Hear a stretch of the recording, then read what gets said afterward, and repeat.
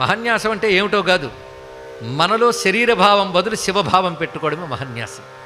అందుకే ప్రతి అణువణువున శివమంత్రాన్ని న్యాసం చేసుకుని ఆరాధన చేస్తారు.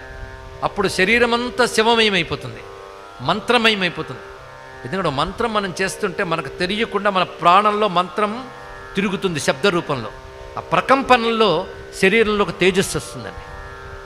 ఆ తేజస్సు మనల్ని ఎక్కడి నుంచి రక్షిస్తుంది అంటే అక్కడ మంత్రంలో చెప్తాడు, సర్వభూతేషు అపరాజితో భవతి తతో భూత ప్రేత పిశాచ బ్రహ్మరాక్షస యక్ష యమదూత సర్పస్వాపద శాకిని ఢాకిని ఇలాంటి జ్వరాహ ఉపద్రవాహ సర్వే జ్వలం తం పశ్యంతు మాం రక్షంతు. ఇది మంత్రం చెప్తారు ఇక్కడ. ఎప్పుడైనా చేసేదానికి అర్థం తెలుసుకుంటే చాలండి, అనుభూతి అప్పుడు వస్తుంది. అర్థం తెలియకుండా చేస్తున్నాం కానీ అనుభూతి రావట్లేదు. ఇక్కడ అనుభూతిలో చూస్తే